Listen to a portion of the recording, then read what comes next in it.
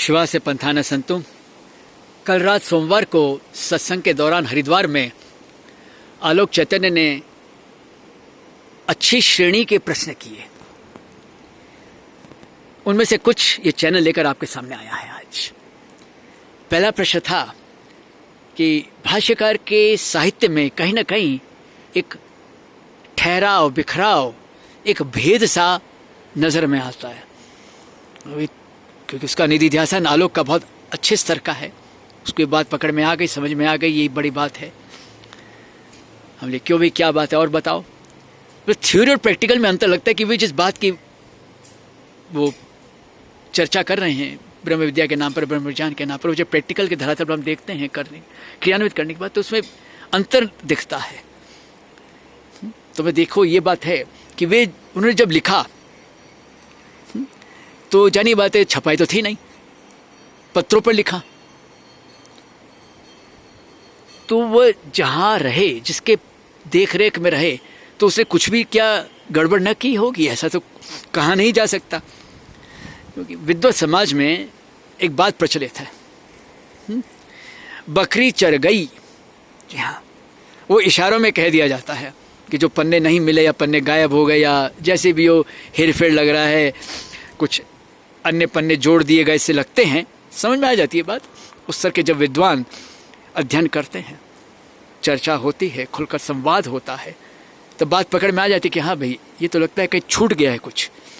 तो उस स्तर का जो रचनाकार है, उससे तो कुछ नहीं छूटा है। कुछ जरूरी नहीं कि वो जब इतनी गहराई से बातें कह रहा है तो उससे तो अवश्य लिखा ही होगा। तो बाद में वे पांडुलिपियां जिस रूप में भी हो रही हैं, जिसके पास, उसने वो गड़बड़ की है, कोई बड़ी बात नहीं है। और ये सबके साथ होता आया है, ये भी एक परंपरा है। इससे तो बकरी चर गई, और भी कई पंक्तियां हैं प्रचलित हैं, वो खैर छोड़िए। एक ही उदाहरण लेते हैं आपके सामने कि बकरी चर गई। दूसरा प्रश्न था कि ज्ञान मार्ग पर चलने से क्या भक्ति अवहेलित हो जाती है, छूट जाती है? तो क्या भाष्यकार भक्ति के विरुद्ध में थे? नहीं, ऐसी बात नहीं है। देखो, भाष्यकार ने जो लिखा वो जिस स्तर पर थे वहां तक तो हम लोग खैर पहुंच ही नहीं पाते, पर हाँ, लकीर के फकीर नहीं बनना चाहिए, अपनी साधना करनी चाहिए। श्रवण मनन निधिध्यासन, इसको देखा है तो आत्माभ्यास भी कहते हैं कि आत्मा अनात्मा का विवेक करते हुए हम अपनी दिनचर्या चलाते रहे। ज्ञान है क्या? ज्ञान मार्ग मतलब क्या? जानना ज्ञान नहीं है, वह अनुभव पश्चात ज्ञान होता है। और भक्ति मतलब क्या? कोई बाहरी आचरण, बाहरी क्रियाएं नहीं, बिल्कुल नहीं। कर्ता भोक्ता अभिमान में बहते न रहना ही ज्ञान मार्ग पर चलना है। उसकी पहचान है कि अगला ज्ञान मार्ग पर चल रहा है। वहां पर क्या होगा? सर्वभूत हितेरता की कामना होगी। योग वशिष्ठ में आता है देहो देवालय, इसलिए आया है कि ये देह रूपी जो उपासना गृह, साधना गृह मिला है, तो इसकी तो देखरेख होनी चाहिए, संभाल होनी ही चाहिए।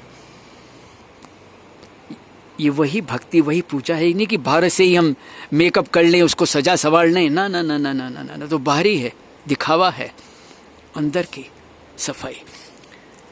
इसीलिए जो विसर्जन क्रिया है, हाँ जी, हाँ, तो क्या है भाई, अपने आंगन की अब गंदगी, जो घर की गंदगी, भी सफाई करते हैं कि नहीं करते? तो वही अपने अंदर की जो गंदगी है वो भी साफ होनी चाहिए। ठीक, ये तो कई तरह की बीमारियां पैदा हो जाती हैं। आध्यात्मिक दार्शनिक दृष्टि से देखें तो यही है कि अंदर की सफाई होती रहनी चाहिए। देहो देवालय, यही भक्ति है। ईश्वर अर्पण, ईश्वर मतलब क्या? वह अनुशासित सत्ता जो सब में विद्यमान है। ईशावास्यमिदगुम सर्वम। यहां पर ईश्वर कोई किसी अल्पना कल्पना जल्पना ये सब का नाम नहीं है, ना ना ना ना, उस फेर में मत पड़ना आप। ईश्वर सर्वभूतानां हृदयेषु अजं तिष्ठति, वहां भी विवेक की बात ही कही है, विवेक रूपी ईश्वर। तो वहां पर धूल ना पड़े, इसलिए अंदर की सफाई जरूरी है ना। घर की साफ सफाई आप लोग, हम सब कोई करते हैं कि नहीं करते हैं? 30 त्योहारों पर, किसी उत्सव पर ऊपर होती है सफाई, विशेष सफाई होती है। तो वैसे ही जो अंदर की सफाई है वो होती ही रहनी चाहिए, वही भक्ति है।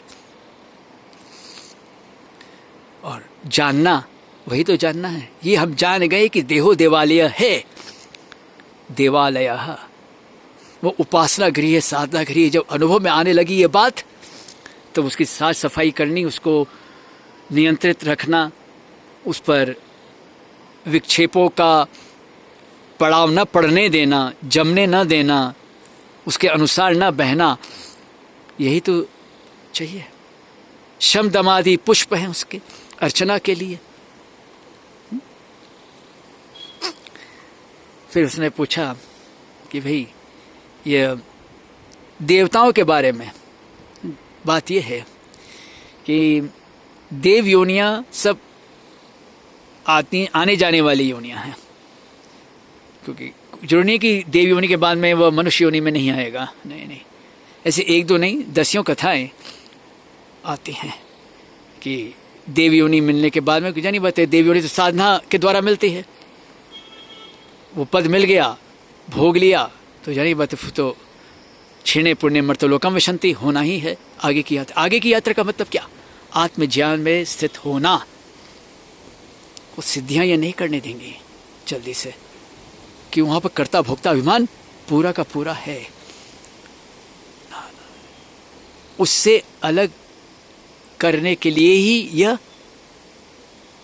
देह मिलता है। देह रूपी आसन की यात्रा करनी पड़ती है। देहो देवालय इसलिए कहा जाता है।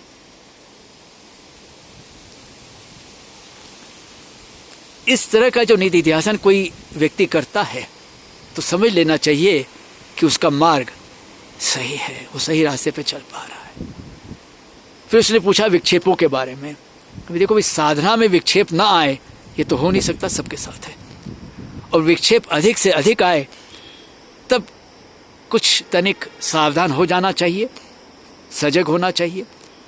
नहीं तो ऐसा है कि विक्षेप आने से कम परीक्षा हो जाती है साधक की, और अगर ना आए कोई विक्षेप तो ये नहीं समझना चाहिए कि साधना में बहुत आगे बढ़ गए। ना ना ना ना ना, कुछ आराम सुख सुविधा अगर मिल रही है तो यानी आपके सुख के भोग जो लिखे थे वो फटाफट मिलकर खत्म होते जा रहे हैं। दुख का पहाड़ आना बाकी है, उसको कैसे सहोगे? तो घबराओ मत, डरो मत, डटे रहो, लगे रहो। इसी को तो आत्माभ्यास कहते हैं। और जिसकी जिसमें रुचि हो वो उसके अनुसार आगे बढ़े, पर हाँ, उसको अंतिम साधन न माने। ना ना ना, उससे ना चिपके कि तो साधन मात्र हैं, बढ़ना तो आगे। शब्द ब्रह्माति वर्तते, कोई काल्पनिकता की उड़ान नहीं है। ये तो कहा जाता है ना, सत्संग में एक बात और है कि भाई वेदांत और व्यवहार दोनों अलग अलग है। ना नहीं, अलग अलग नहीं है। वो योनि के धर्म के अनुसार अलग लगते हैं, पर वैसे अलग नहीं है। शंबरासुर, वृत्तासुर, बलि, रावण सब आत्मज्ञानी थे, शास्त्र प्रमाण है, पर वे अपनी योनि का धर्म निभा रहे थे। दूसरी ओर कोई मनुष्य, जी हाँ, फिर भले वो कितना बड़ा प्रवक्ता वक्ता कुछ भी हो, बड़ा आचार्य प्राचार्य कहीं का भी कुछ भी हो, अगर वह मनुष्य योनि निभाते हुए आसुरी वृत्ति से व्यवहार करता है अपने शिष्य वर्ग के साथ में, अपने भक्त वर्ग के साथ में, तो अब जान लेना कि अभी उसकी जो निष्ठा है वह अधूरी है, बाकी है। वह केवल वाचिक वेदांती बनकर रह गया है। वह सिर्फ उधर निमित्त भोग कृतवेश तक ही सीमित है और आगे नहीं।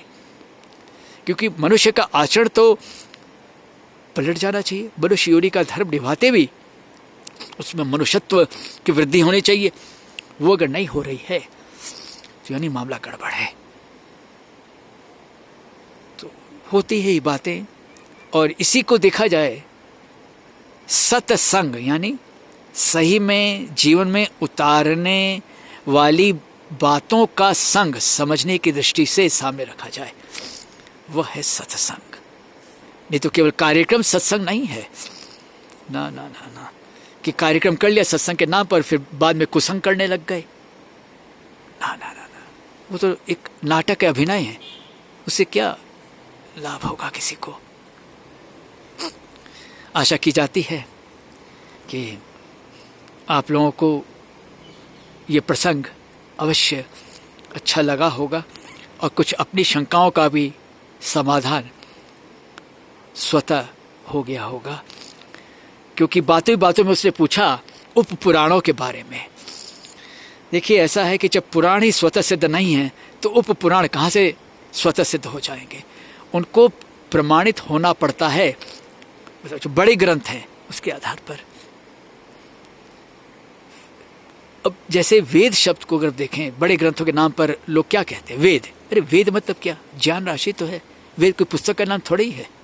ना ना ना, यानी बड़े ग्रंथों के अनुकूल अंश में पुराण प्रमाण है, और उप पुराण तो खैर होने ही हैं, कोई बड़ी बात नहीं है। कुछ बातों को विकृत ढंग से अधिक प्रचारित प्रसारित करवा दिया गया, इसीलिए कहा जाता है कि स्वयं अपनी साधना करो, स्वयं अपना अभ्यास करो और स्वयं अपना कल्याण आप करो।